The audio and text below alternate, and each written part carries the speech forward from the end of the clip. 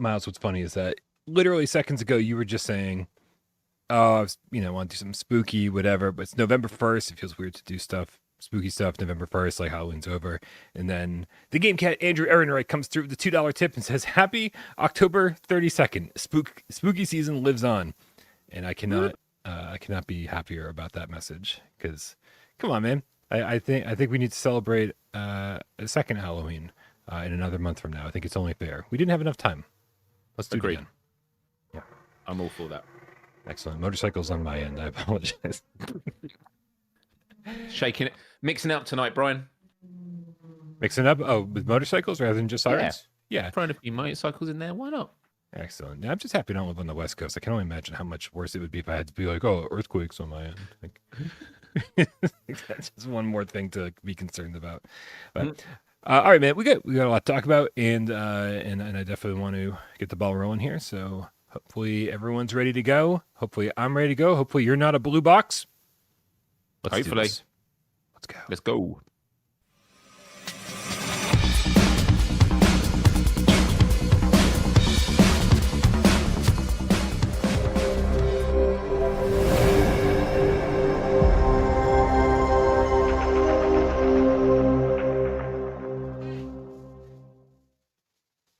This is PSVR GamesCast Live. We film live every single Monday, Wednesday, and 2 Eyes Friday right here on YouTube. We do it live 6 p.m. Eastern, video style for your viewing pleasure. But guess what? We also care about your oral pleasure. That's why our good friend RidePop uploads this on podcast services of your choice. And today, your timestamps will be courtesy of Rody, the GameCat Army General. So if you don't like watching it live because we talk way too much, that is a thing, and you just want to get to the topic you're interested in, stay tuned after the show, man. Timestamps will be there eventually. We get the best community in the world. My name is Brian Paul from this channel right here, Without Parole, and this gentleman over here to my left, you are right, it's Miles Dyer from youtube.com/Miles. Howdy, Brian. Howdy, Game Cats. Howdy, everyone. Hope you're all doing good.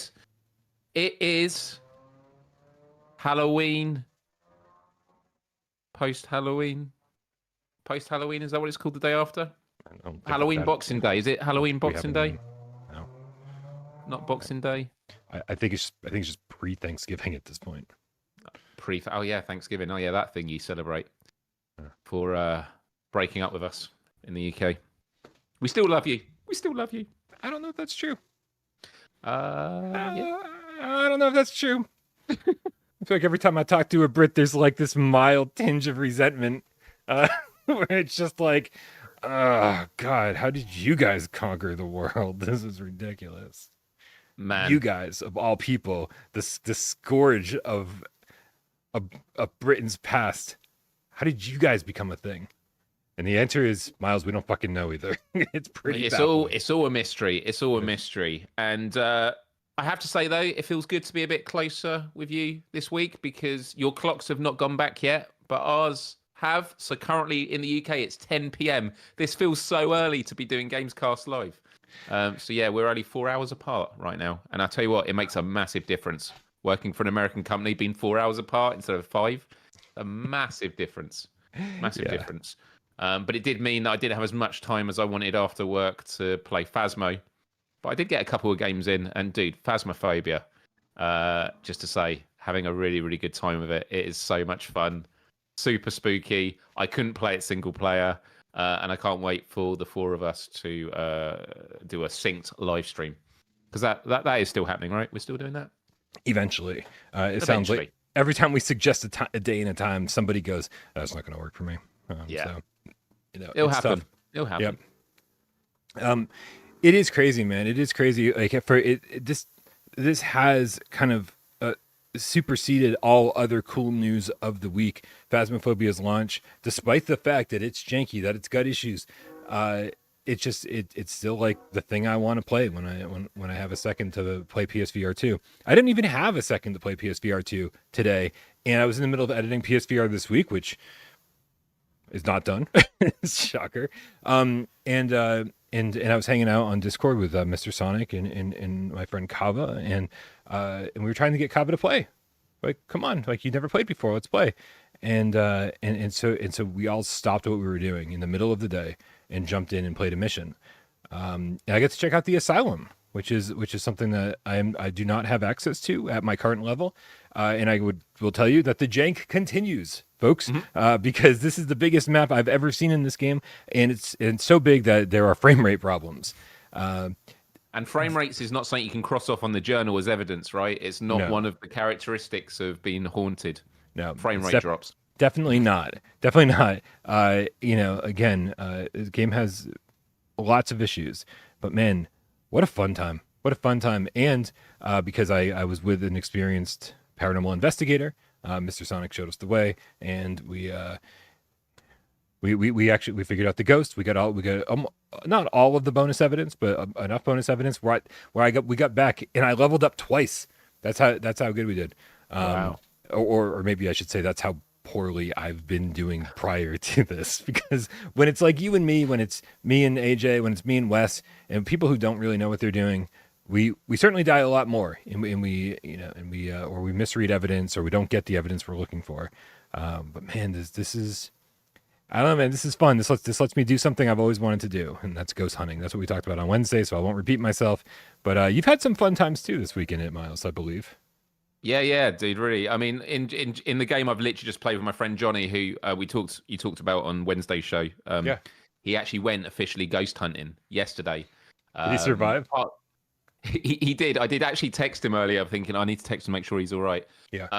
It wasn't actually an abandoned hospital. It was like an old prison where I think he said like 900 people have been executed there, and it's back in the days where the example he gave was for like executed for theft of like an apple. And there's me going, but if you could play it in VR, you might be able to eat an apple, and it feels like you're really eating an apple right there. But yeah, he said they did a lot of different things, and like there wasn't huge amount of response. Where he's done other ones where there's been, I think it was only a week or two ago, he was at another one, and they were in this like abandoned place in the middle of nowhere, and I think they had a Ouija board or a spirit box or something, and they basically said, "Is anyone there?" And when they did, there was a massive bang at the other side of like this corridor, and they all were just like freaked out. So so they determined that no one's here. We should probably just go. It's just a coincidence, because that's what you say when you're in the dark in the middle of nowhere by yourself, right? Mm-hmm. But on the actual Phasmophobia game we were playing together just now, I had the spirit box and I've never used it before. And one of the questions on it is, "Are you friendly?" And we're using it again and again, and just not getting a response. And then we're like, let's stand at the other side of the room. And I click it, and then I hear this murmuring, and I said, "Are you friendly?" Hearing this murmuring, and I'm saying to Johnny, "Dude, is this responding? Is it friendly?" And then I see the hands come up, and it kills me. And it was just like such a great moment of like, I just hear him go, "No, it's not friendly. It's not friendly." That's really good. But there are some real subtle things in the game I like. We weren't sure if we were seeing anything with, you have that like light with the lasers, the green lasers, like the dots, the green dots. When you breathe condensation, like the cold, it actually like intercepts the green dots. Because at first we were like, "Is that the ghost?" And it's like, "Oh no, it's just your breath." And also, I'm not sure if this is true yet, but when the breath comes out, if you blow, you can actually blow it away. Like, I don't know if that was just a coincidence, but it's super cool. It happens so frequently in the game that I'm assuming it's not a coincidence.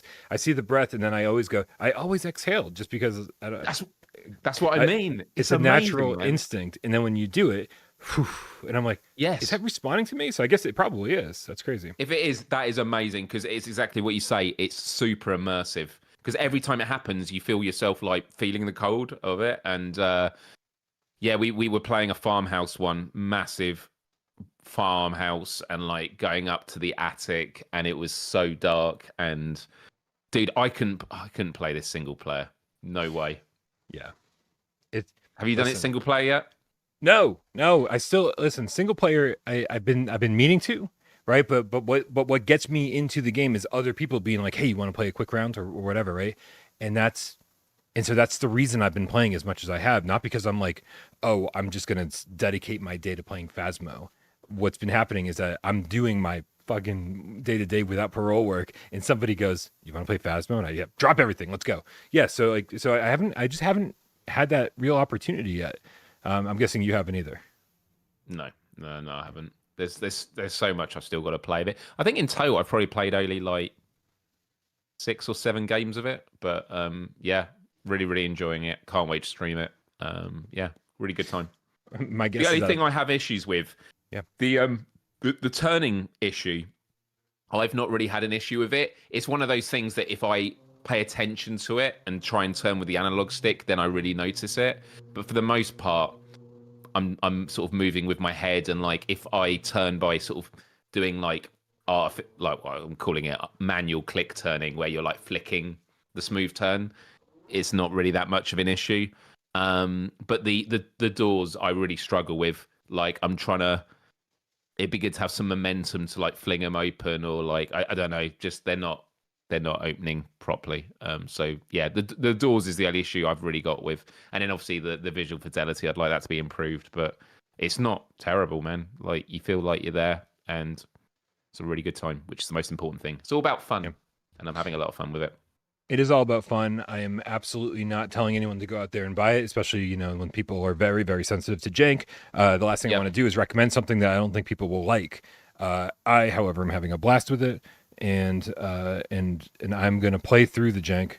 It doesn't seem to be crashing. I wonder if it was like a server issue. It doesn't seem to be crashing. Yeah, I've had no crashes. When I heard, was it you talking on Wednesday with Wes about like having 3 crashes in a row or something? Like I've not had one crash yet. No issues there.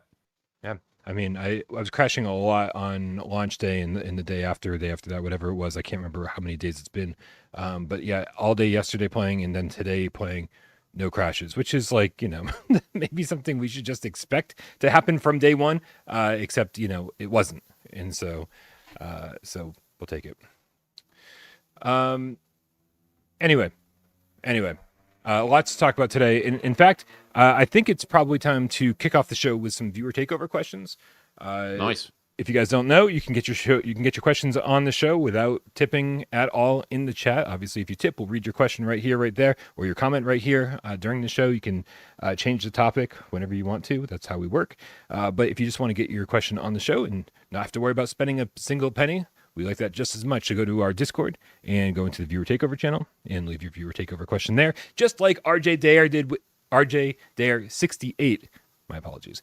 Writes hashtag Viewer Takeover. With the PS5 Pro coming out, and since there was already a sale, why does this sound so familiar? Did we cover this one? I'm gonna read it anyway.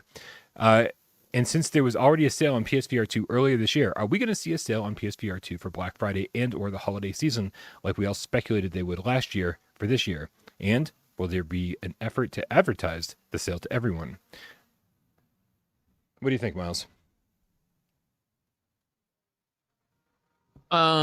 Yeah, I think so. I mean, I don't know. Black Friday, I always feel that I'm not tuned in with it as much as most people I ask. I'm always asking other people, do you think, I've been saying it about the Meta Quest, like the Meta Quest has just had a discount. Is that going to be on a Black Friday sale? I do think if you sell these headsets leading up to Christmas at Black Friday, then you're going to sell software as well, aren't you? Because the headsets don't come with any games. So I just feel like from a marketing standpoint, it's a good way of getting a push, especially because of the recent price drops with the Meta Quest 3 and obviously the release of the Meta Quest 3S. How else is Sony going to remain competitive in the space? So, yeah, I feel that there are also going to be people that have jumped in with PS5 Pros and then maybe have sold their PS5s for cheaper. So, like, there's a lot of moving around in the market with hardware and in that ecosystem. So, look, it makes sense for them to put it on sale, especially after the success of what we've seen happen before. Right. But Sony is very good at surprising us with decisions that don't make sense. So who knows? Listen, it is time. It is time, Miles, for the soft launch to be over. Yes. It is time for the hard launch. It is time for the... And so it is time for them. Listen, first of all, if they should drop the price down to, $300, $350, whatever they did last time, $200 off, and have that for the holidays, right? Well, the last time it was like, 1 week or something like that? It was crazy. It wasn't even a long sale. But drop it for a month over the holidays, or at least a few weeks. And then let everybody get in on that. And then sometime next year, once everybody feels like they got this great deal for the holiday. Sometime next year they can drop the price permanently and say, this is the price that seems to be selling this thing. We'll just drop it to $350 permanently. But also, Miles, this is the time for Sony to really get their shit together and initiate the PlayStation Plus VR collection, right? Yep. And this will be some of the first party games that we've been looking for, which will be free for anybody who owns a PSVR2 headset or anybody coming into the ecosystem. This will be, so we'll see things like Farpoint and Everybody's Golf. These are PSVR2 enabled versions of last gen games that we all loved, and then maybe a few third party games. Let's throw Village in there. Hey, you know what? The PSVR2 version of RE7. I'm just making things up, you guys, just for because this sounds like a dream come true. But doesn't it sound like the way to sell this thing? I think the answer is yes, it does. So, well, we know Resident Evil 7 is coming out with VR, so on PSVR2. So that's clearly the natural thing. It'll be a nice November post Halloween surprise. So Sony's got every tool at their disposal to sell this thing. They proved it because they did it. And so they just need to do it again. They just need to keep doing it. Lean into what works. So that's it. And there's also a coming together. There's all this great software coming out this part of the year. Alien, Behemoth, Metro, Wanderer, so many different ones. Aces of Thunder. So you've got Arcane that. So Age. That's the positive case of like lean into other game, all the great software coming up, and then you've got the pressures of the Quest 3S, Quest 3 coming down in price, Batman coming out on Meta. The ball's in the court of Sony. Like, how are they going to respond? We know they're not going to release a new headset. There's not a PSVR3 coming out. Like, PSVR2 is the headset, and so the only things that you can do to really do it are better offerings in terms of what comes with the headset, reducing the price, or it's those two things. It's reducing the price or well, and the other permanent price drops. And the other part of RJ's question was how are they going to let people know? And I think you kind of nailed it in a little bit of a roundabout way, Miles. And that's lean into all the amazing games coming to the headset, right? Yes, these games might also be coming. Some of them might be coming to Quest and some might be coming to PC. But, but there are exclusives, right? Arcane Age is not coming to Quest, at least not now, right? It is coming to Steam. Aces of Thunder coming to Steam, but not Quest, right? And so it's getting a little bit cutthroat out there. Right, whether we want to believe it or not, it's getting a little bit cutthroat. And with Quest having Batman, which is all anybody is talking about right now, and getting like pretty fucking good versions of a lot of the games that we're getting, it's Sony needs to find a way to convince people who are on the fence and don't know what to do. You say just kind of edge them in our direction. All they need to do is show just a fucking a commercial with short clips of all these games, big IPs, and then throw in things like Arcane Age, throw in things like Aces of Thunder, throw in things that aren't Ghostbusters. Sure. I mean, you could even throw in Phasmo, because Phasmo has name recognition, and even though it's janky, just seeing that being like, oh wait, can I get Phasmo on Quest? No, you can't get Phasmo on Quest. It's like that. All of these things are going to help when you have like when you're trying to make a commercial to sell your product. Right. So listen, I mean, if Ghostbusters and all sorts of other games that didn't end up coming out so great made it into Project Wingman made it into their last promo video, well, then why can't Phasmo be in there? Right. And so they've got all the tools at their disposal. All they need to do is make a promotional video that they throw up on the PlayStation YouTube channel. They don't even need to spend any money making it. They don't need to throw it into the Super Bowl or any like expensive place on TV, because who watches TV anymore? And so I think they've got all the tools at their disposal. They barely need to spend any money to do it. They just need to do it. And I hope that it happens. Just do it. Man, it's a terrible slogan. That would never work for any product. No. Gut VR? That might work. You know what? A Gut VR campaign would be awesome. You know how they always had the Gut Milk mustaches? Just have like a fucking red ring around people's faces and hair all messed up, right? Hair all fucked up, and it just says Gut VR. And everyone with like that daze in your eyes, just like because you've been in VR for the last 3 hours and you don't know what real is anymore. Your face looks very sore. That'd be a good tagline as well, wouldn't it? Like really catchy. This is what happens. Because you have to say it really slow. I gave you an opening. This is my fault. Salvador with the level 3 membership says, I keep hearing that Phasmophobia is kinky. Oh, janky. It's a little bit of both, honestly. The jank some is of the pretty ghosts, kinky. some of the ghosts in there don't mess about. They're into some weird stuff. So, another question, another viewer takeover question. Don't forget, guys, join the Discord. Click the link in the description below. Comes to us from Water Sigh Guy. Writes #viewer takeover. Should Sony institute an early access section on the store for games that need the revenue to continue on perfecting their game, but have something playable? Would consumers of PlayStation embrace early access, or does it create other issues that would have negative impact on PlayStation games? it's an interesting one, really, because I think of Fortnite was in early access for ages, and I don't actually think it said early access. There was no early access section of the PlayStation Store. Even Phasmophobia is in early access, and I didn't realize until discussing it with people on my show on Wednesday that it says nothing about early access on the PlayStation Store page. Like, not even in the description. It doesn't say it anywhere. They just say it on Twitter. They just say it on Twitter. They're like, "Hey, right, yeah," which might be their roundabout way, because Sony doesn't really allow just anybody to have an early access game. We talked about this. We joked about it a little bit on the last episode. There really haven't been that many early access games on PlayStation. Sony allowed it for Media Molecule streams, and off the top of my head, Chris Forthenberry gave me a hard time saying that there are other ones. I don't know of any other ones, right? Yeah. But there are other ones that worked around it in the same way Phasmo did, by just saying, "Here's the game," and then calling it early access on Twitter. Yeah, it's interesting, isn't it? Because I find, like, on MetaQuest, there's a lot more, especially with like the app. The Meta Quest. Like, you had the App Store, the App Lab. It was App Lab. That was it. And now it's just been merged into one.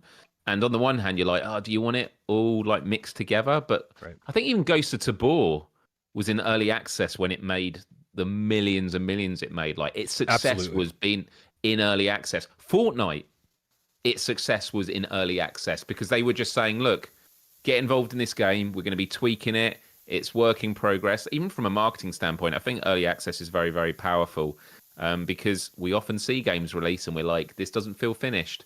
And they're like, but we just need to get out the door and get feedback. And I feel giving people that opportunity to have the early access stamp on there is essential.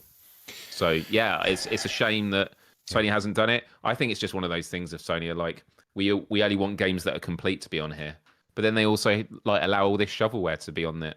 And, you know, these games that cost like £2, like Plattybird, just to get a platinum. So, well, it's less, I think, about the shovelware and more about games like Phasmophobia coming over that just need some more work, right? It's like games that just pass certification somehow, but like just aren't done. So the thing is, I think that Phasmophobia is getting a lot more pushback now than it should be, right? Because of the miscommunication. And if it was under a separate tab in the PlayStation Store called early access with a warning stamped on it saying this is early access, like, you have to say, okay, I understand that when you're checking out. Yep. This is early access. Be aware, you know, you can't. This it's going to have problems, and the developer will hopefully update it, you know, over time. And you're getting a discount on this. We're not charging you full price, right? That's the benefit. You get to check out a game early. You get it at a cheaper price. You get in usually in a lot of times now.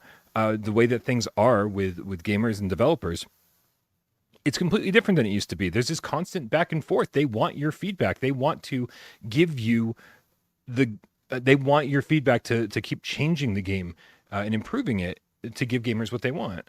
And so, like, that, you get to kind of be part of that conversation if you're playing in the early access build. So all Sony is doing is misleading customers and allowing, making these developers have to make tough choices about being like, well, do we just not release because we can't afford to, or to release it in this kind of rough state, and we're not allowed to call it early access, right? So for me, it's a no-brainer. Sony needs to come around and give in on this. And you would think things like Concord, and I don't say this to be facetious, would actually promote the early access argument, because especially at a time when PlayStation is all in, or 70-80% in on live service games. They know that this is the way that you make long-term sustainable revenue. Early access needs to be a part of it, because live service games, for the most part, unless they're massive properties already existing, although actually Call of Duty, was it World War? No, what was the Warzone? Sorry. Call of Duty Warzone, I'm pretty sure it had an early access period when it first came out as well. So even massive properties like that. So yeah, look, all of these things that we're talking about point to the fact that there needs to be an early access opportunity for game developers. I think that's the way it needs to go. But at the same time, PlayStation's UI on their store is questionable. There are sometimes issues where you search a game exactly with the right words and it doesn't come up on the store. So kind of like, if Sony can't get that right, why are they going to start allowing labeling for early access when they've got to get all that shit together first? Yeah. Yeah, I mean, listen, it's about keeping up with the times. It's about knowing what gamers want. It's about communicating better with gamers. And Sony does have a communication problem now, and so this is one more way that Sony needs to kind of like up their game and get with the program, talk to gamers more, and it's just one more thing that they have to do. And I don't know why they're not doing it. I really don't, because I feel like I feel like we could have a pretty amazing early access library. For the people who are very tolerant of jank and wanting to, be there on the ground floor and check out these games. I think it'd be really cool. And I think a lot of these conversations that we have with developers where they complain about Sony nonstop, and they say, "Oh man, some of them say I never would have fucking done this if I knew how much of a hassle it was going to be working with Sony." A lot of them say that, dude. Like, I mean, to a disturbing degree, they say that, right? And so like maybe an early access program could allow them to get on the store, start making some money, and then slowly get through the certification process and start, checking off all the boxes that they would need to give Sony to get out of early access. And I think that would be a nice little stopgap program for everyone involved. But what are you gonna do? What you gonna do? I'm going to give Professor Lilith a shout out with the $5 tip. Says, hello, Game Cats. Hello, Professor Lilith. Says, this week's Sunday multiplayer will be Galaxy Kart Phasmophobia. See you 2 p.m. Eastern, November 3rd. Boo. That's fucking awesome. I'm so excited. Wait, did you pull that out of storage so that you could? No, I've always had it up there. This is like my first vlogging camera, but I was just like checking for ghosts. Does it have night vision on it? It's not actually on. There's no battery, Brian. I was acting. So I mean, yes, then it if does. you saw then if you saw a ghost, it would be even more disturbing because there's no batteries. Yeah, that's true. Yeah. I need to get better at acting. I'll try again better next time. You want to join my improv group? Oh yeah, what's it called? Improv group. That was the ultimate improv opportunity. What is the name of the that was so meta, and that was unintentional. That is the ultimate test. If someone ever says they have an improv group, you got to say to them, what is the name of it? And the fact he said it was called improv group means you want to stay well away. I saw the fear in your eyes, Brian. All right, I'm joining. Improv group sounds good. At least it's good marketing. It's what it is on the tin. That's great. And it also looks like it has a good entry point. I feel like I might be at the right level to improvise it like that. Dude, I'm fucking crying right now. Yeah, so. Oh man.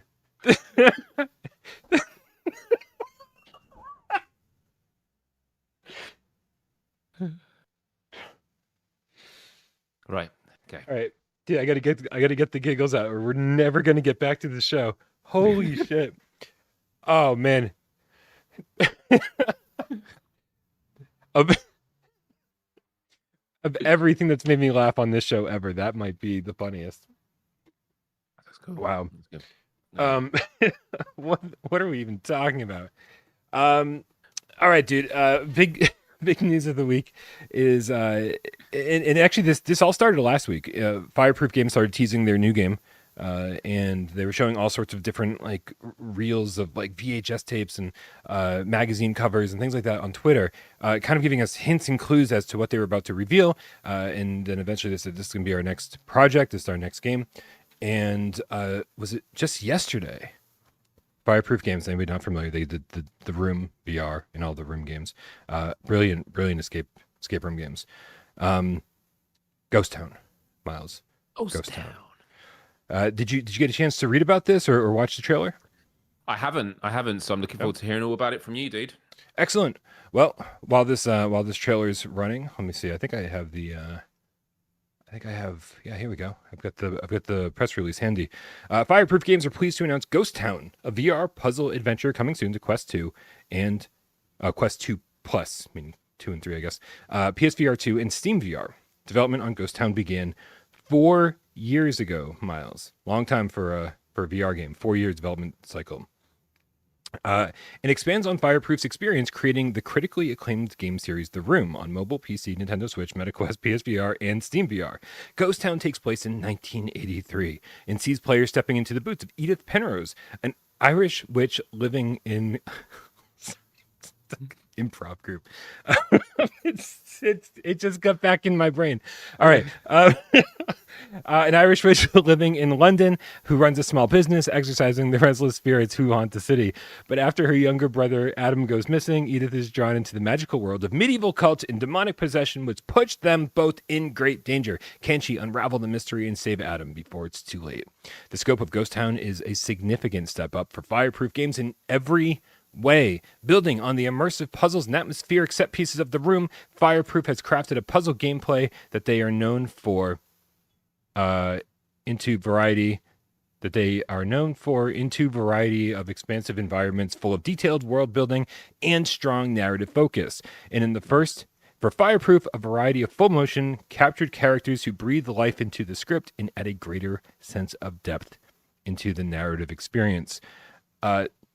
To my knowledge, Miles, this is coming out, I want to say Q1 for Steam and Quest, and then summer 2025 for PSVR2. Got to give them a little extra time to make the perfect version of the game, the best version of the game, adaptive triggers and eye tracking version of the game, headset rumble version of the game. Yep. Yeah. Whew. Dude, I mean, I've looking at the teaser trailer, looks great. Like, escape rooms in VR are awesome. My feeling, though, and it comes with having just played Another Door, and it's a game that we've worked on at Impact that's on MetaQuest. That is a co-op. It's a co-op escape room. And like with Phasmophobia, being in a scary environment with friends. I'm not here to say all horror games are better in co-op. Of course not. But like having that option of like experiencing your favorite genres. And I have to say, like doing an escape room co-op is amazing because it's like just, hey, is it, just discussing with people like, how do we solve this problem? And some puzzles require multiple people. And I don't want to get too sidetracked. Like, wait. No, don't get too sidetracked. But I do want to understand what you're saying. You're talking about the benefits of playing an escape room with other people. Meanwhile, we're talking about a game that is a single player game. Yeah, and that's what I'm saying is like I'm definitely excited to play it, but I just wish with what they did with The Room, they did expand it in that way, and you could play it co-op. Like, interesting. I'd love to see them do a co-op escape room because we don't have that on PSVR2. Yeah. Listen, I completely understand what you're saying, and I can kind of see that being a negative for a lot of people. However, I do think that again, like it's. When you're working together with somebody in an escape room, unless you've got some kind of like procedural generation and you give people some kind of randomization and give people a reason to go back in, then it means one of the players or all the players involved are missing out on half of the puzzles. Right, because they're only doing. They're like, oh well, you tackle that over there, you tackle this over here, or you're working together, and one of you figures that out, and the other one didn't, which means you're sort of like not getting the full experience of like feeling that reward, and someone can just drag you through with them. You get somebody who's really good at puzzle rooms, you might not get the full experience at all, right? And so, especially when you've got like a narrative heavy game like this. And that is the thing, yeah. If it's narrative heavy, then obviously that's something you want to be immersed in your own world in your own time. I mean, I'm just open to the options, and it's just something that's come to my mind playing escape rooms recently. Of like, I do love escape rooms in VR, but it's kind of like walkabout mini golf. You can play that on your own, and just playing it with friends has just got a new dynamic. And I think it's just obviously this is going to lend itself to a story we're talking a bit later about like VR social games. That's the stuff that I feel that we're just missing a lot of at the moment, which is why Phasmophobia was such a joy hearing that come to PSVR2. But anyway, I don't want to sort of down talk this game for something that it isn't. From the trailer and like what they've done before, I'm really hyped for this. Like the world building they do is excellent, and I'm really curious to see what they've learned from the room and how it goes forward. Because the room was great. I felt like it just felt a bit too. I was gonna say a bit too static. I guess it just. Yep. The worlds didn't feel livable. Do you know what I mean? Like it was like everything was stopped in time. Like you're amazing environments, but it was kind of like there's just nothing here. It's just going around these rooms where everything is still, and then there's certain activities. Whereas, at least from what the teaser trailer, it looks like a more livable, dynamic world, and that really excites me.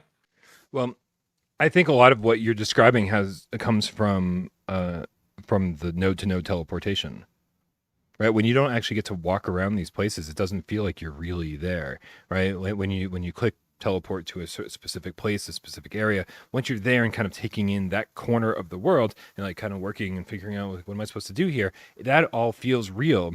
But when you're not even able to walk from place to place, it feels like it starts to feel like snapshots. Yes, that's it. Yeah, and so I get that, and I hope they're talking about like expanding the scope beyond anything they've ever done before, and kind of taking everything that they've learned, and I hope that this is the stuff that they've learned, because these at the end of the trailer, I threw in all of the screenshots that they also gave us in the press release, and the screenshots look more interesting than the trailer itself, and they make me wonder, like will this have full locomotion?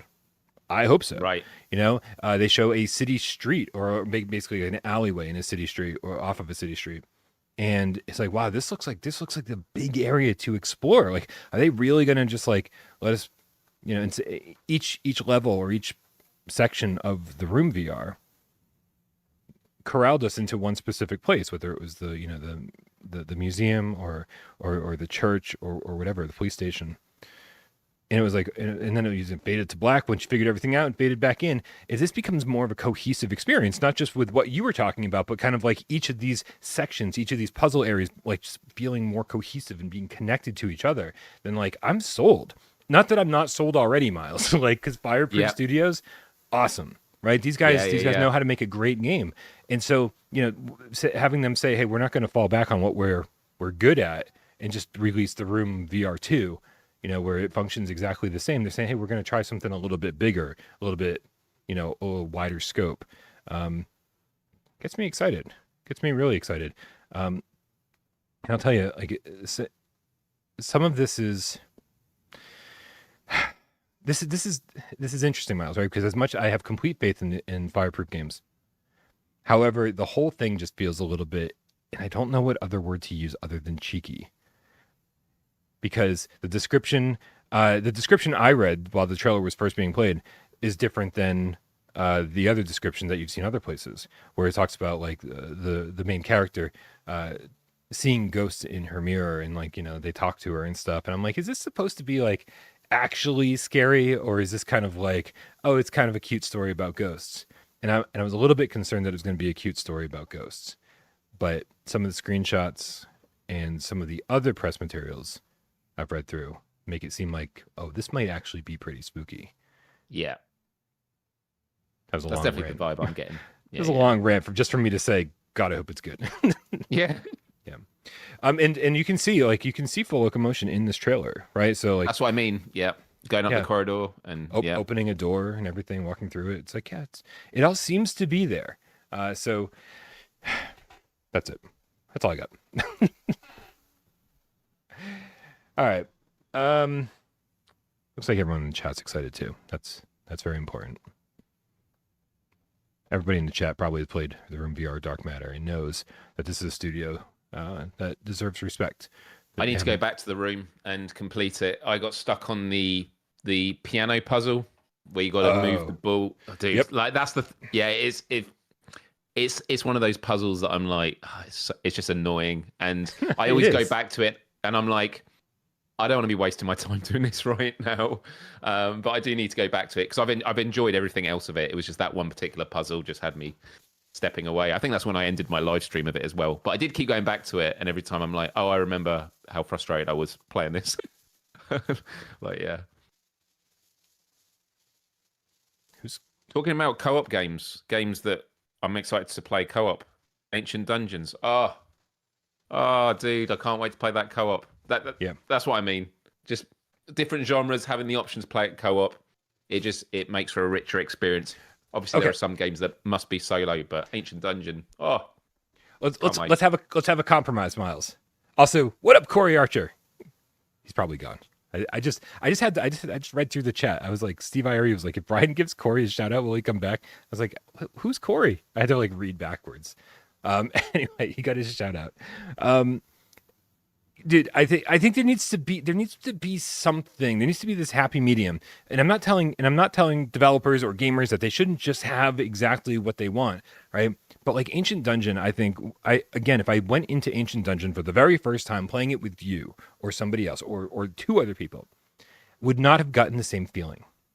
No, I for wouldn't. sure. Agree. Absolutely would not have enjoyed that experience as much as I would have. So I feel like maybe like you have to unlock the multiplayer, right? By playing it, by having running through it so many times, or making so much progress, right? To give you that proper single player experience, and then once you've succeeded a number of times or gotten or hit a particular milestone, then you are gifted the multiplayer.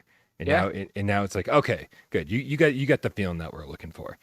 So anyway, For Ancient Dungeon, I agree with that. It's like, yeah, you should get to a certain part of the game and then you unlock multiplayer. Although there's nothing worse than, let's say, I can't remember the specifics, but it was someone that had like owned a game and then they'd like lost their save or something and they wanted to jump on with a friend. Maybe they're on a different machine and they're like, Right. I can't join you now because I've got to unlock it. So, but Right. I'm with you, man. I'm with you. It's an interesting one because it does change the feeling of games for sure. Yeah, you get a group of people that all download the game on day one, wanting to play it together, and then they're all stuck in single play for the better part of like 3 hours. When or you're in something, those and long tutorials. Yeah. yeah. I mean, that happened with the most recent third verse game, whatever the fuck that was called. What the fuck was that? Soul Covenant? Was that what it was Soul called? Covenant, that was it. It was just like you had to play a long time to unlock multiplayer, I think. Yeah, but- I don't know if I even got far enough for that. Yeah. But see, so this is evidence against my suggestion, because I only wanted to play Soul Covenant if I could play with friends, because that's how I played Sure. Swords of Gargantua. That's how I played Altair Breaker. You know, But you make the great point though about the fact that it does change the feeling of games and how they're to be consumed. Like Ancient Dungeon on its own definitely has a really good vibe to it. yeah, agreed. I like your Agreed. shirt, Brian. I was just saying, I remember I got a pencil. Yeah. Yeah, I got the whole bag over there. It's laundry day. It's laundry day, man. So I had to bust out the. Excellent. Are you ever going to use that pencil, Miles? I've used it a bit already, just now. Yeah. Improper. I'm not going to use it like you do in the game. Yeah. Yeah. No, I like the shirt. I like the shirt. I think I like the shirt more than I like the game. It's fun. Oh man, I love the game. I love Yeah. the game. Listen, again, it just needs a little bit more polish. I struggle with Vendetta Forever a little bit, and There are some moments where I was like, did you play the blind level? no, I played probably 6 or 7 levels total, which is like basically 10% of the game, and I thought they were I was jumping around to a bunch of them, found them very inventive. Each one had some quirk to it, but I couldn't find the rhythm, and the grip wasn't working properly for me. Yeah. There was somebody in our Discord that joined and said, "Hey, I tried to I started Vendetta Forever up, and it will not let me pick things up. It will not let me start the game. It will." And Right. I'm like, yeah, you have to quit out and start over. And it's just like, okay, well, dude, the aliasing is pretty bad. Like, what is it? Is it a VR Monkey trademark? And I don't mean that to have a dig, but like with a lot of their games, I've always found aliasing seems to be a sticking point, and I just don't know what it is to do with their strategy. And this is not to say VR Monkey does a bad job. Like they've done a great job here. It's just that particular thing, the shimmering and the aliasing, I just thought was pretty bad in areas. Massive membership gifting in the chat. Yo, what up, Ghostface Gamer, the Game Cat? 20. 20. That might be the most we've ever seen gifted. That is incredible. Yep. That is a lot of gifting. But that's like $100. It's the kind of community we have here, man. Thank you everybody for being here, and thank you so much for being part of this community.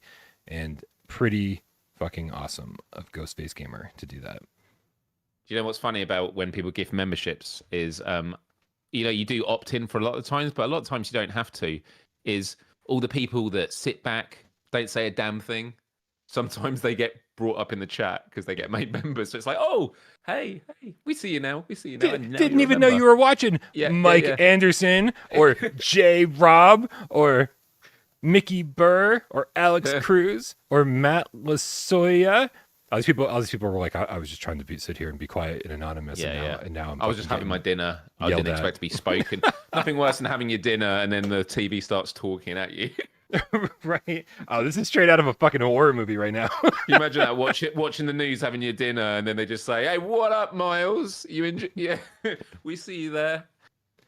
Fourth wall breaking. That is the last thing I was going to say about Vendetta Forever is I did a Let's Play of it. If anyone's ever been curious about it or is not sure if they're going to get it, on my live stream I have timestamps, and one of the levels is called Blind. Check it out. It's one of the coolest VR experiences ever. Just what they do. It's similar to what's been done in a few games, but basically you're in pitch black, and the sound you make is what ripples and shows the area. So when you shoot bullets, that's when you start seeing where you're shooting, and it's a super cool immersive moment. It's very cool. It's very cool. The last thing I want to say about this, you were talking a little bit about the lack of anti-aliasing in this game, the shimmer. I don't think that's a VR Monkey trademark. I think that is because they did like Windlands 2, right? And Windlands 2 didn't have any aliasing. And I think it comes down to the person that they're working for. And honestly, again, I always prefer a little bit of shimmer because I want my shit to be as clear as possible and as crisp as possible. And so I'll take a little bit of shimmer if it means that all my edges aren't super soft, right? I remember talking about Walkabout Mini Golf in Windlands 2 and a few other games that like there was absolutely no reason they shouldn't have been crystal clear, and they're not because of heavy use of anti-aliasing. And so I think it comes down to preference, and I will always take some shimmer over the softness, which I don't like at all.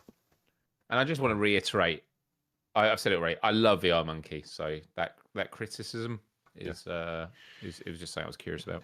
But you're right. VR Monkey should have a tagline that says, "We've ported way more fucking games than you're aware of."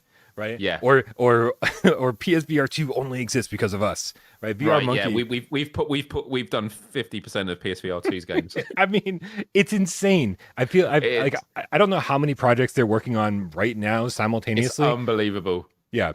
And then a game will come out with their logo on it, and I'll be like, I didn't know you guys were fucking doing this. Like, and I keep tabs on VR Monkey and had no idea they were doing the Vendetta Forever port until like a day before it came out. And I was like, oh my god! All right, there has to be a tagline like "infinite number of VR monkeys with a typewriter produce the work of Shakespeare in VR." They are unbelievable. They are machines. Super impressive. Absolutely agree. Something GameCat adjacent with the $2 tip says, "Love you. We love you too." Oh. No.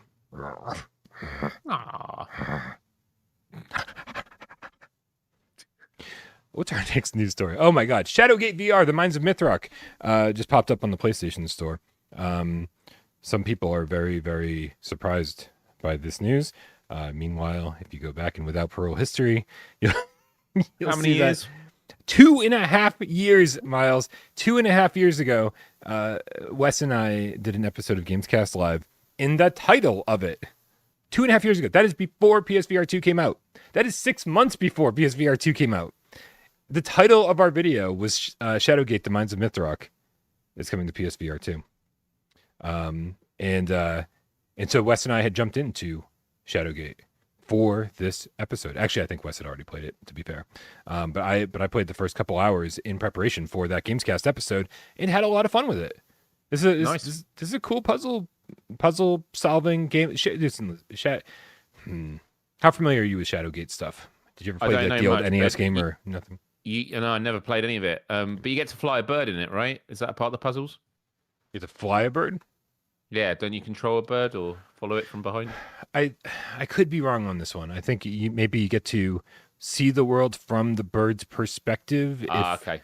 Is that what it was? I don't know. If Wes is here, I just remember seeing it in the trailer, like you're behind a bird flying about. So didn't know. Yeah. So this is awesome news. I'm very, very happy because you know what happens to VR game studios, right? They maybe like misread or screw up their sales projections when they're coming up with the budget for a game, and sometimes it just doesn't work out the way they think it will. And so a game like Shadowgate could certainly have a lot of money behind it. I don't know if they had to license the name or if it's the original studio. I can't remember. I think it's members of the original studio behind, or the original people who were behind the first Shadowgate. I could be wrong about that. And so they probably didn't have to license it, but making games is expensive. And so, they put out a puzzle adventure game on Quest, and if it doesn't get enough media attention, then next thing you know, that studio could be just completely missing in action. And I had reached out to this team at some point over the last year or so, being like, hey, is this still happening? And I got no response, and I got a little bit nervous, right? So very, very cool to see it pop up in the PlayStation Store. That plans have not changed. It's just showing up a little bit later than I think all of us expected. And that's fine. As long as it comes eventually, that's the main thing. We've got plenty to be playing in the meantime. That's right. And who knows what kind of enhancements we'll see. If it's just a straight port of of the Quest 2 version, then so be it. Maybe VR Monkey's working on it. Who the fuck knows, right? Make sure we get a little bit of shimmer in there, right? Just so we know it's you guys. But I mean, who knows? Maybe they're giving it a nice little overhaul too to make it look super nice on our headset. I'm excited. Somehow, though, Miles. Somehow. Of all the surprises we've had the past month, even the past week, I don't think any surprise is as big as the one we got today. And that is that Gorilla Tag, the mega super popular Quest game, is coming to PSVR2. And it's like almost here. It's coming out next week. It's November 7th. It's amazing. And what makes it even wilder of a surprise for me personally, and I saw Wes in the chat earlier, I don't know if he's still there, is him and I were yesterday, on Thursday, having a conversation at work about the idea of VR social games, free to play. There aren't any really on PSVR2 except, I would say, PokerStars VR, which, whatever it's called now, I know it changed its name. But Rec Room never came over to PSVR2. There is a massive gap. I know. There's a massive opening there for anyone that wants to, of any size, to move into PSVR2 because Gorilla Tag isn't on it, Penguin Paradise, like all these free-to-play social games. Vegas Infinite, thank you, Looper. That's what it was called. All this stuff. And then literally within 24 hours, getting ready for this show, it's like, oh, Gorilla Tag is coming out. So, yeah. So the reason I bring that up, not only because I just like to talk, but it's amazing because there are a lot of popular free-to-play games on the Quest. And the fact that there is that gap in the market and Gorilla Tag are going to go in there first, even if the pool of players is a lot smaller for them and their player base than MetaQuest, they're going to be able to establish themselves really, really strongly here as like this is the VR social space to exist in. I'm curious to find out if it's going to be free to play or not. On Quest, it's free to play. On Steam, it's $20. I have no idea. It's $20 on Steam. Yeah, interesting. Yeah, I mean, listen. Obviously, it caught fire on Quest. So why wouldn't they try to replicate that same business model on PSVR 2 and just throw it in with microtransactions? So be it, right? But But I'll tell you, man, I jumped into Gorilla Tag for the very first time today before the show. These are not words I expected to be coming out of my mouth, Miles. Did you go bananas? Sorry, bananas. Did you go bananas? I went improv group.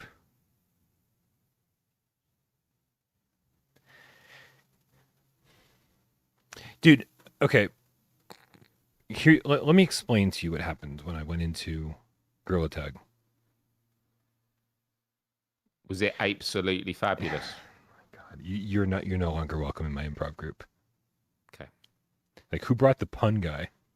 What was it called again? The improv group. So I make sure I don't join it. Improv group. Okay, I'll cross that off. No, so I started Gorilla Tag up. No real understanding of what this game's all about, right? I've seen the trailer. I was putting together a little piece for PSVR this week, and I was just, I didn't know what to expect really.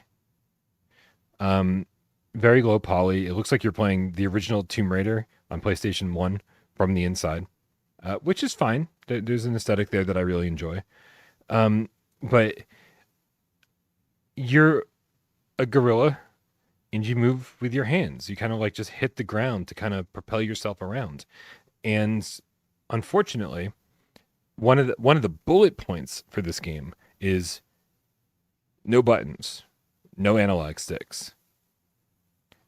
And I find that to be a horrible idea because I have a small play space. I'm still working on making my play space bigger. I do not currently have a place to play a game that makes me turn 360 constantly and throw my hands around, right? Because you can slowly inch your way toward a TV or a bookshelf or something else. And so, but this game forces you to do that. And I really, really, really hope that they read the room when they bring games from Quest over to PSVR2 and give you and say, hey, listen, like we know one of our selling points was that we're forcing you to turn. But I would love if they read the room a little bit and give you the option to turn with an analog stick so we could actually play this game for some of us who like live in very small apartments like I do. I was very nervous during the short amount of time I played this game today because I was constantly lifting up my headset and figuring out which way I was facing. Anyway, I have no idea what I did. I'm going to be honest. Putting together PSVR this week I was talking about 4 different game modes that you can play as, like the original tag thing. There's like a infested mode. I don't even know what it's called. And there's like a paintball mode. I don't even know. There's like 4 different modes you play. And I don't even know how to access those modes because all I did, Miles, was I crawled around where they dropped me and kind of like made my way through some caves. And then I had to get up this platform where that was basically showing me I had to wall jump. And it was a lot of work, man. Like, it's a lot of work. I had to like throw myself against one wall and hit that wall and hit this wall, like, you know, like a fucking wall jump. But like, you've got to do it with some force. It's not like, stilt. You know what I mean? Like where it kind of gives you like that. You're boing. A gorilla, mate. You got to proper go for it. Yeah. And so there's a lot of work involved in just getting around this world. And I think that could be fun, but obviously very exhausting. And so I was learning to wall jump, and then I got up there, and I slid down a rope or two, and then I went through this tiny little cave, and it opened up into this gigantic area with like pirate ships and stuff. And I was like, huh. And then I heard the voices. What seemed like an endless number of little kids. Low pitch. We're out there. I'm playing Gorilla Tag. How are you? Was it like that? No, that was me. That was me. And actually, I was trying to keep to myself, right? Because I'm here trying to learn to swim and climb and grab onto ropes and like, where am I even supposed to go? What am I even supposed to do? And like, with all these kids like hanging out and talking around me, and I was just like monkey business. Yeah, I've never felt like more of an adult in my life where I was just like, I don't like it. John Mulaney has this joke about how brutal kids can be, right?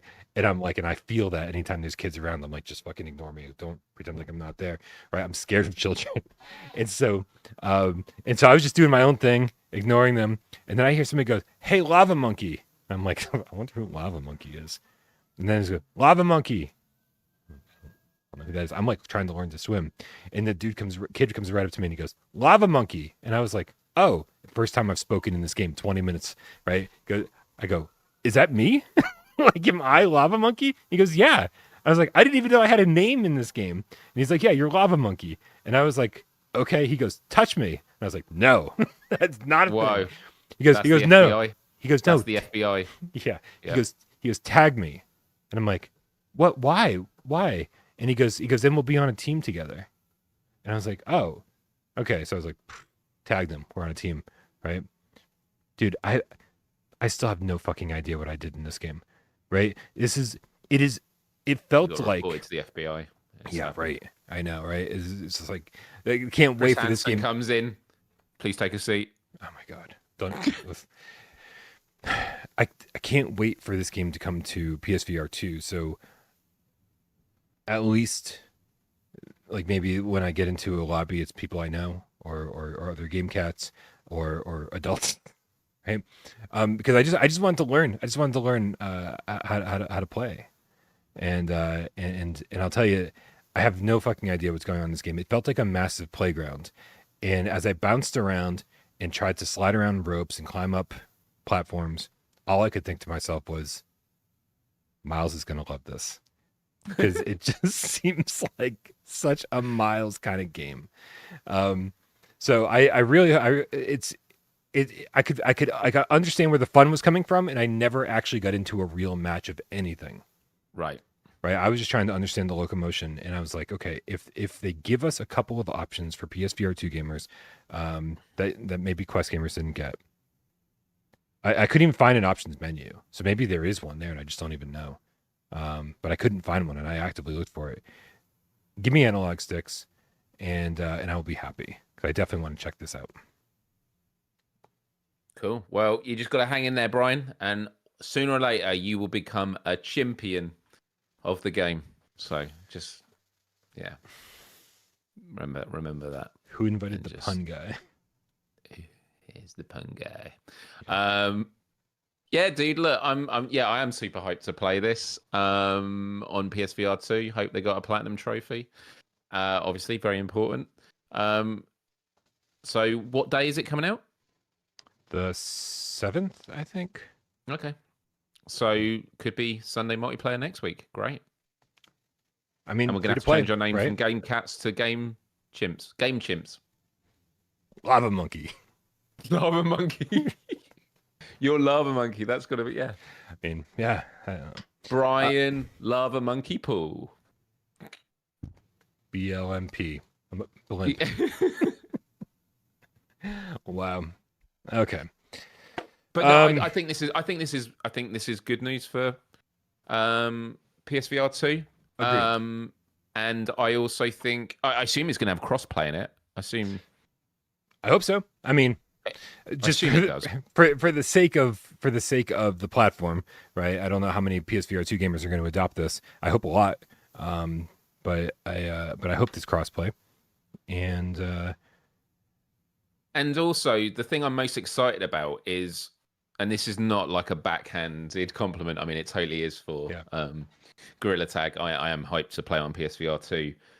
This increases the chance of Rec Room coming over, because if Gorilla Tag is on PSVR 2 and you have more young kids of that demographic playing on PSVR 2, yeah, I guess that's how it works. And then Rec Room might be going, oh, actually, Gorilla Tag launched, and look how big it is. It's on the charts, or they've celebrated this revenue they've made on PSVR 2. Great, because when they made that decision, Rec Room, to not go there, it was very early on PSVR 2, when there was a real sense of like, yeah, we don't really know what the figures are. We can't justify it. So yeah, that is something I genuinely am hopeful for, that this is going to build another demographic more so. I mean, Among Us, games like that, Among Us VR, definitely appeals to younger audiences. And actually, I was going to say when playing Knock, but that was because it had cross-play. Yeah. So, yeah, I welcome this. This could be the start of more social VR games coming to PSVR 2, and that is what I want to see. So we got Mark with the $10 tip saying, with the PS5 Pro out in a couple of days, why is there no mention of VR2 games getting enhanced? Plenty of information about all the flat games getting enhanced, but next to nothing about VR2. It's true, Mark. Good reason for that, though. PSSR support, that is like the big reason to own a Pro, is not going to be enabled for PSVR2 until I believe sometime early next year, if I remember reading that correctly. So there isn't going to be a massive improvement on PSVR2 games right off the bat, at least not the way the PS5 Pro really intends to enhance games. There are games already that the certain developers have talked about. Kayak VR Mirage, Subside, whenever that gets here. Well, there was another one, wasn't there? Crap. Well, I mean, Arcanage already said that there'll be a 15 to 25% improvement in resolution. But this is all just using like the raw processing power of the Pro, not actually using PSSR, which is the reason to take advantage of the Pro. And that's why Sony is again treating us like second-class citizens. Obviously, just trying to get the Pro out there before the holiday season and saying, PSVR2 gamers, you're gonna have to wait to see results. And the other reason also is it's what we always talk about. The priority is selling consoles. Like all the challenges that we see for PSVR2 have been happening with the PS5. And look at the reactions to the PS5 Pro by flat screen gamers. They showed all these flat screen games, Spider-Man, I think they showed God of War, Harry Potter, all these games. And people were like, I don't see the difference on this YouTube video that's clearly, compressed all the footage. Right. So why would they even talk about PSVR 2? Like, they just want to sell as many of these as they can, and there's been a lot of pushback on the core audience, which is flat screen gamers. So, and it's actually the reason I bought one is because I am hopeful that we will start seeing benefits to PSVR 2 pretty quickly. It's not a part of the marketing package. But saying that, would I recommend getting a PS5 Pro if you're a PSVR 2 owner? No, because it's not guaranteed, like because of that marketing stuff. But in terms of what Brian and I do, we've both pre-ordered them. We both get them next week, so we'll get to check out Gorilla Tag. We'll let you know what the ray tracing's like and the all the updates there. So yeah, watch this space. Yeah, I apologize. Some sirens on my end.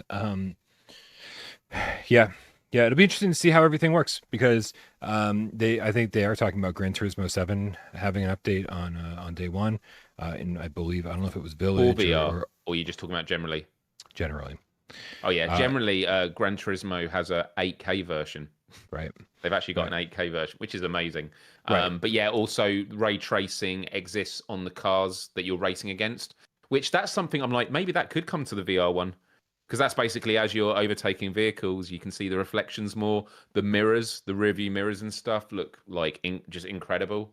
Dude, Gran Turismo is like one of those games that I'm most excited to see. And I feel like it is a prime candidate of a PSVR 2 game that would make the most of it. But in terms of that, it is first party, isn't it, Gran Turismo? Yep. But in terms of third party, hello games. No Man's Sky, I can't wait to see because they've always been pushing the envelope with VR, and so they did a patch for PS4 Pro, I'm pretty sure, or was it already out when they'd done the VR? I can't remember, but anyway, I think No Man's Sky is going to be a game to look out for with the PS5 Pro. Listen, I think the Pro is going to be awesome for PSVR 2, just not day one. That's why they're not advertising it for PSVR 2 gamers, is because if you buy one for PSVR 2, it's kind of on you right now to be like, oh, I wonder. Yeah. But they're certainly not advertising it because there's nothing to advertise yet. So it'll be interesting to see how developers utilize this moving forward. It'll be interesting to see how many of the games that are already out developers are interested in going back and reworking and so they can take advantage of the Pro. I mean, obviously, I think the thing that everybody really wants is like Gran Turismo to run at 90 native, right? I think Polyphony Digital is more than capable of making that happen, especially if they're able to run it in 8K on the flat screen. The least they can do is have it running, at 4K. or 2K per eye at 90 on PSVR2. So it'll be interesting to see how that all goes down. But again, really just I would kind of put your expectations aside for the Pro, at least for launch, and then kind of keep your ear to the ground when it comes to like February, March of next year, when the focus on PSVR2 will sort of come into focus. That's not that word that didn't come out the way I wanted it to. This improv is fucking terrible. If only now. Sony supported early access, PS5 Pro could be an early access product. Thank you. That would be perfect. Yep. That's an improv technique. It's where you loop back a joke to something you referred to right at the beginning. All can be found in the amazing teachers of Improv Group. Improv out group. now in Massachusetts. Right. Come join Look our out for Discord. Yeah. Virtual Resistance says, bro, that's barely taking advantage of the base PS5. Yeah, absolutely. This is they're definitely jumping the gun here, as far as consoles go. This is unnecessary. I think with more optimization, I'll a lot of what they're promising here could already be done. But you know what? They're killing it in the hardware race. Microsoft is basically not even a competitor. Nintendo is taking their sweet ass time getting the Switch 2 out. Like, it seems like this is like a rumor daily. Every single day they're like, "Oh, I think we're going to reveal the Switch 2 today." I was like, "No, it's probably not going to happen." Right? But also PS5 Pro, this is not an argument for getting it, but like strategically it's smart for Sony. There's a massive argument that the PS5 Pro is actually Sony preparing for the PlayStation 6, because the PSSR and all that, it is kind of an early access thing. They are doing it now so that they don't introduce that technology on the PlayStation 6 and then they have to deal with all the optimizations then. The reason they're doing it on the PS5 Pro now is not even just as them as creators of the console, but developers can start getting their hands on this. And you could say, well, can't they do it on dev kits anyway? It's always better if you do it in a market where you have millions of people using your hardware, because then you can run tests, simulations, work out what's working, what's not, optimize. And it just means that Sony will be in an even stronger position when the PlayStation 6 comes out. Again, that's not an argument for buying it, but it is something I've heard with people like Digital Foundry and that when it comes to the benefits of releasing this mid-gen console. Just want to point out, Miles, that founding member of Improv Group, Wes from Virtual Strangers in the chat, he says What up? it's called a callback. It is called a callback. Yeah. Founding member of Improv Group. Yeah. It has a nice ring to it. Not gonna lie, man. I think Improv Group has a nice ring to it. It's great. Yeah. Improv really Group without Parole. Love it. For sure.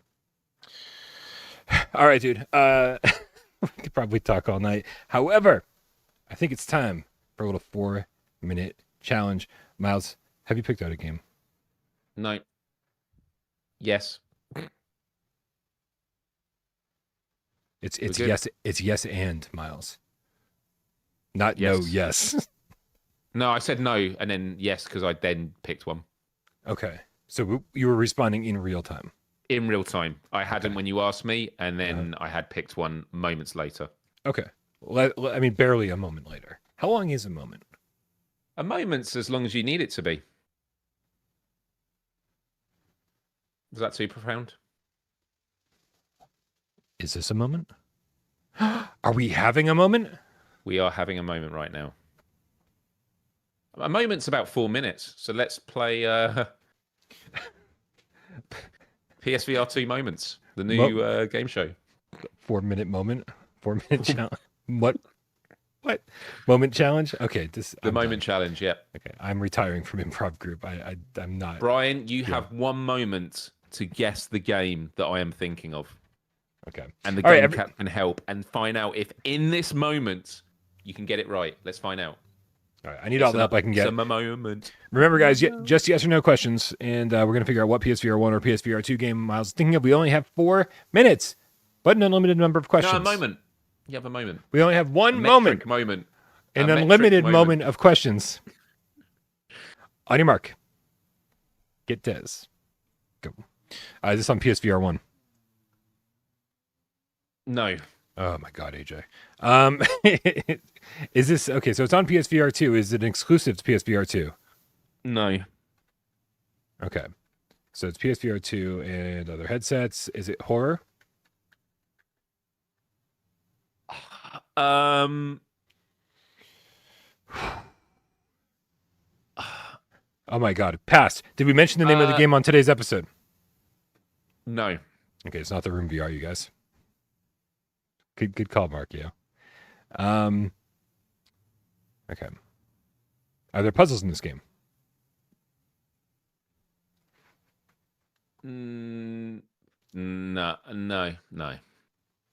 Okay. Not really horror. Not puzzles. You would. I think you would argue there are horror elements in this. Okay. I will argue that. Is it based on a known IP? No. Do you do any? Is there any combat in this game? Yes. Is there shooting in this game? Yes. Melee. Yes. Swords? No. Punching?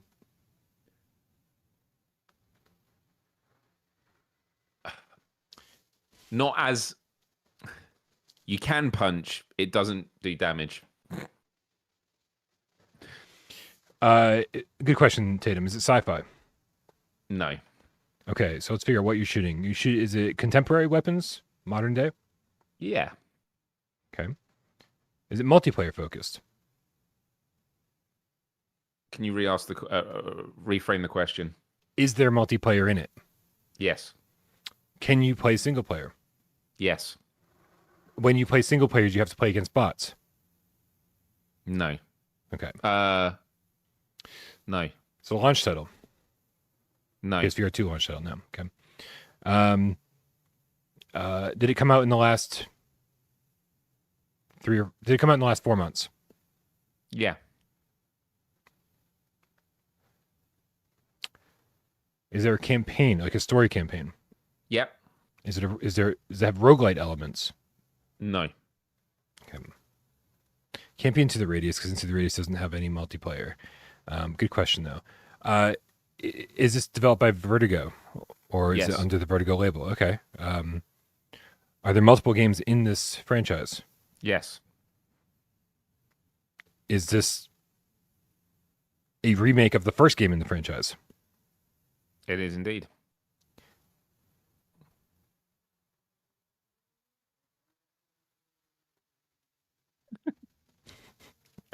Is this Arizona Sunshine remake? It is, Brian. Well done, and well done to Shades of Grey Matter, who I think was the first in the chat to mention it.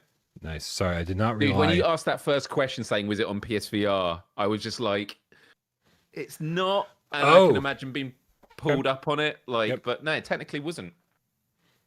Like, it wasn't like Arizona Sunshine with a patch. It was a brand, like, it was sold, it was a new game, wasn't it? Listen, if you had said kind of, then it would have been a dead giveaway.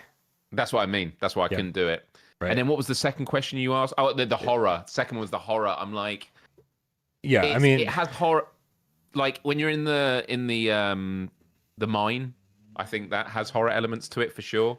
Listen, like overall, I think in general we have to put zombies as a subcategory of the overarching genre of horror, right? Because there's like underneath horror, there's found footage, there's zombies, there's like it could even be like apocalyptic, post-apocalyptic stuff.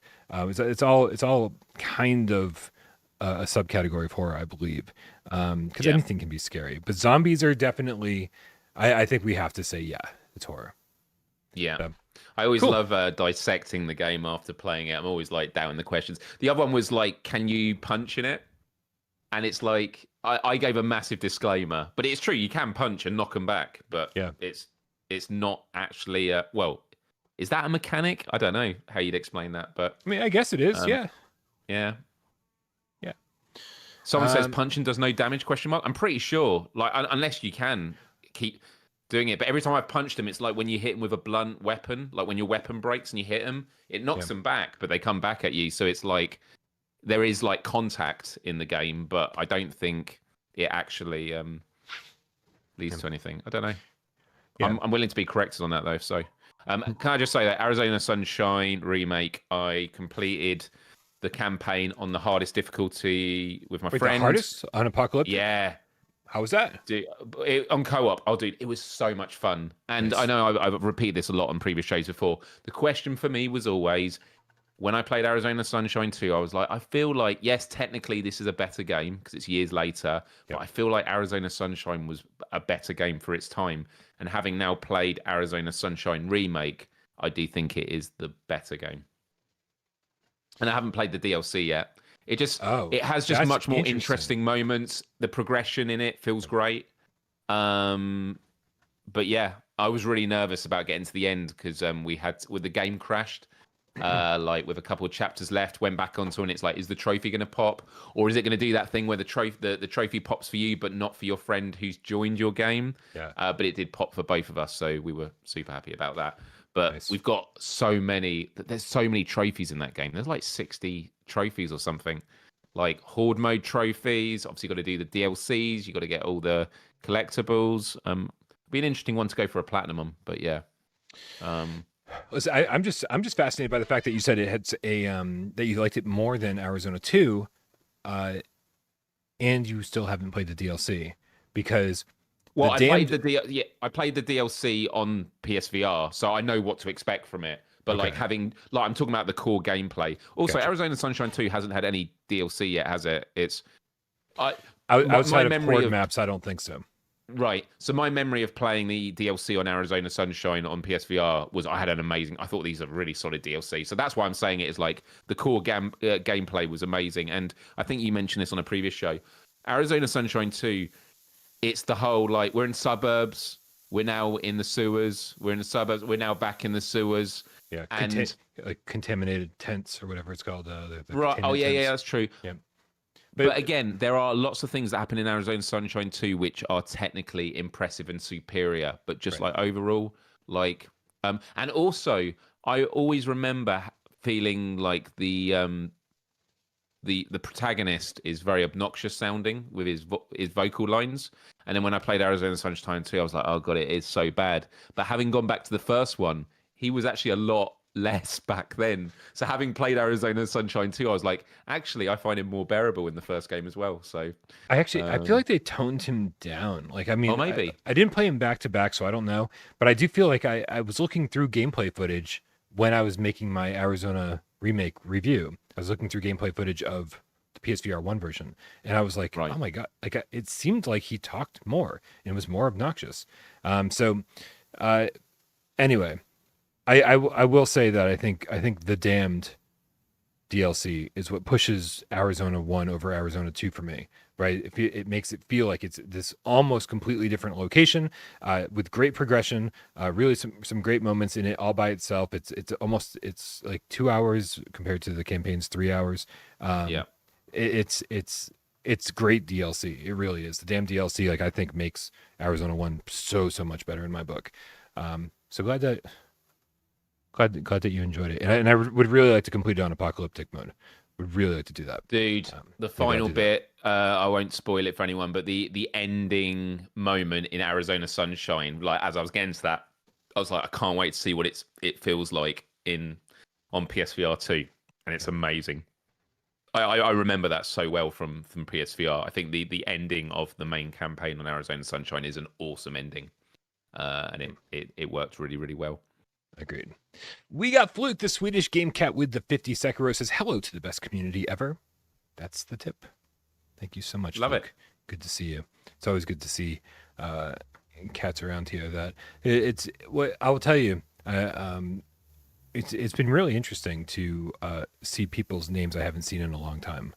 It feels like people are slowly picking up PSVR2s, coming back to the community, being super excited to be back here. I love it. I love it. For a long time, I joked, I like to, I'm very critical of Without Parole. And so when people go, dude, you have like 100,000 subscribers, I'm like, yeah, it's just because most people haven't unsubscribed yet, right? Like, very, to a degree, self-deprecating, right? Because I'm just like, oh, they bought a Quest, or they lost interest in VR. We don't see them very much anymore.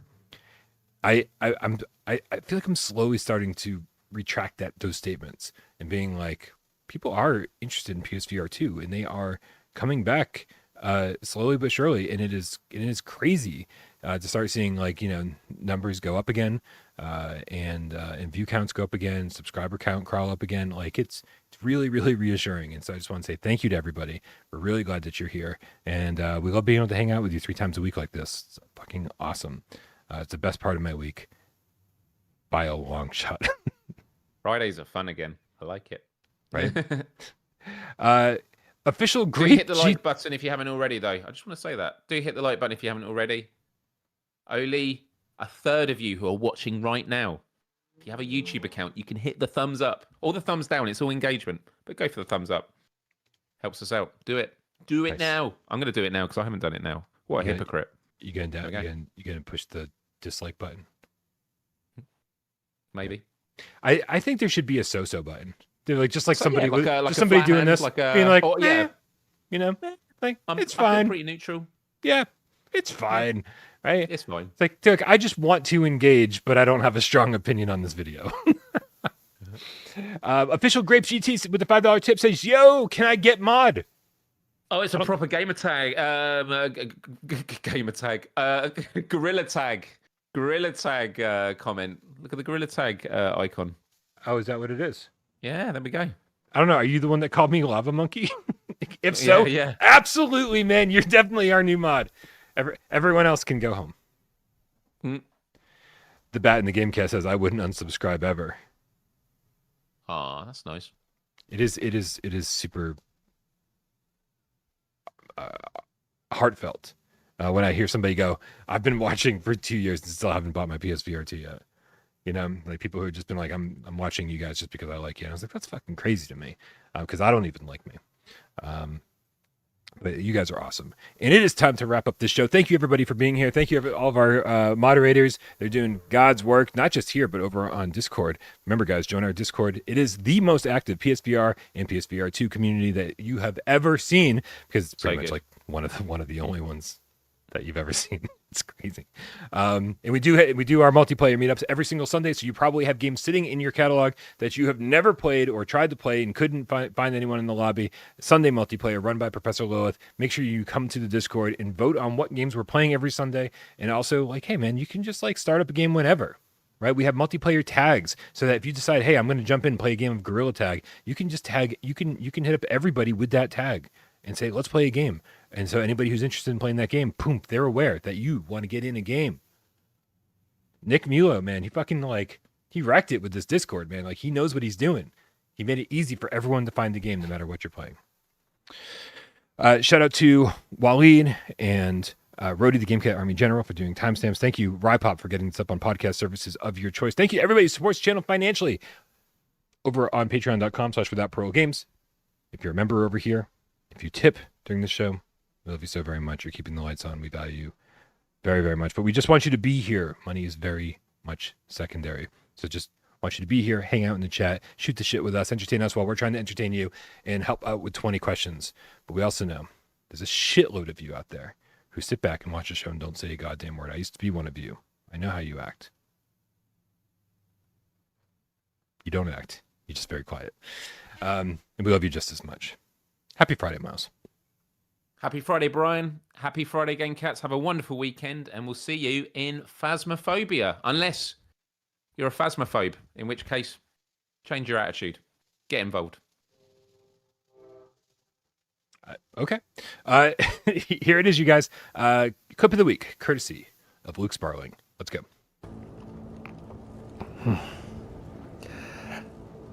Oh, boy. I'm not okay. I'm not okay. I'm not okay. That's too damn high.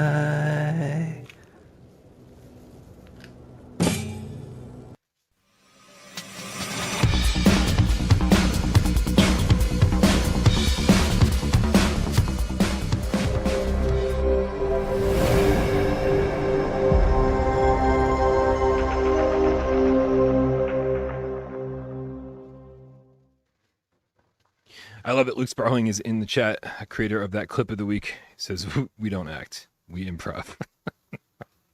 So good. So good. That was also an awesome clip of the week. Make sure that if you have a great clip of the week like Luke Sparling had, you upload it to our clip of the week channel in Discord. We'll pick one that makes us laugh, or keep one that or we'll choose one that's just fucking good. I've seen so many great clip of the weeks, and that was great, man. Great cover. Great MCR cover. Good stuff. Thank you for sharing. Was you gonna watch a movie tonight?